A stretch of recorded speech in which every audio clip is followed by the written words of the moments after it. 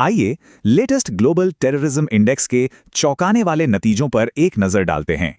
दुनिया भर में आतंकवाद से होने वाली मौतों में 28% की भारी गिरावट आई है। और पता है, ये 2007 के बाद से दर्ज किया गया सबसे कम आंकड़ा है। लेकिन क्या इस अच्छी खबर से पूरी कहानी पता चलती है? डेटा में एक विरोधाभास भी है। पहली बार पाकिस्तान अब आतंकवाद से सबसे ज्यादा प्रभावित देश बन गया है। तो ये समझना जरूरी है कि ये डेटा कौन और कैसे तैयार करता है। आईआईपी की स्टडी बहुत बड़ी है। ये लगभग पूरी दुनिया में आतंकवाद के असर को एनालाइज करती है। और ये स्लाइड उनकी स्कोरिंग को दिखाती है। 0 मतलब कोई असर नहीं और 10 मतलब सबसे ज्यादा। चलिए अब क्षेत्रीय डेटा देखते हैं। इससे तस्वीर और भी उलझी हुई नजर आती है।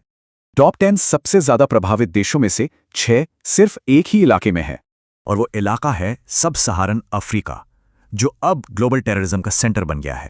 हाँ, 81 देशों में सुधार हुआ, लेकिन 19 दूसरे देशों में खतरा और भी ज्यादा बढ़ गया है।